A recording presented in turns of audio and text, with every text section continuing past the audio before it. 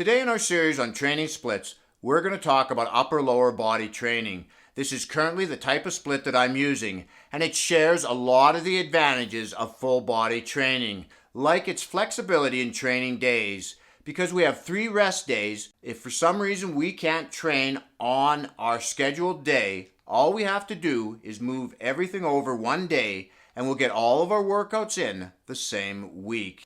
Also, it allows us to train our full body more than once a week, as most people are able to fully recover from their workouts within 48 hours.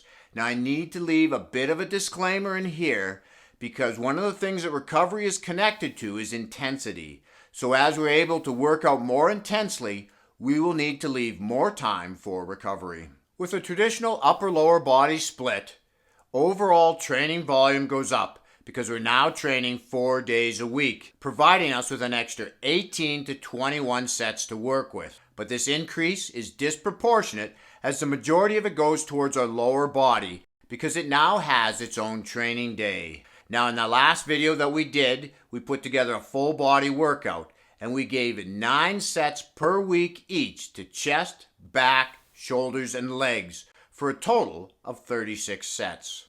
With an upper-lower body training split, we now have 12 sets per each major muscle group per week, with the exception of legs, as it increases to 36 sets. And that doesn't include calves. Now, I think for most people, this is just too big of a step up in training volume. So what I'll do is I'll post this workout on my Facebook, or you can email me and request it, and I'll also provide a modified leg day that you can use with it that will help you build up to that kind of volume. Now, in all fairness, isolation moves like leg extension or leg curls aren't as hard on our nervous system as big, heavy, compound movements like squats and deadlifts. Another way you can work up to this training split, or just to add a little more leg training volume into your week, is to train your upper body on Monday, your lower body on Wednesday, and your full body on Friday. This will give you the exact same amount of training sets for your upper body while providing you an additional 12 sets of leg work to increase that volume. In the sample workout that I did, the first upper body day is on Monday, and we start with chest in honor of International Chest Day.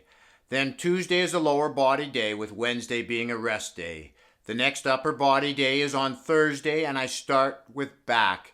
Now, my own personal workout, I prioritize back by doing it first on both of my upper body days, as it's a bit of a weak point with me. Now, it's very natural as we go through these different training splits to find ourselves asking, well, which training split is best for me? Is it full body training, or should I be doing upper-lower body training? Well, really, the answer to that is based on your goals, your training experience, the amount of time you have to train, and your ability to recover. I have found that when we first start training, our recovery isn't always the best. But then as we gain experience, it begins to improve.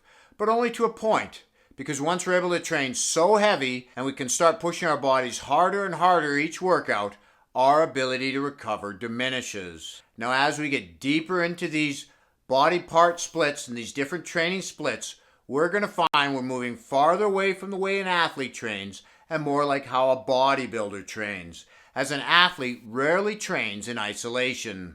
And that's somewhat true with an upper-lower body split, with exceptions. For example, I'm a runner, so it makes sense for me to split my training this way, so I can focus on some of the sport-specific body parts and any imbalances or weaknesses that I may have.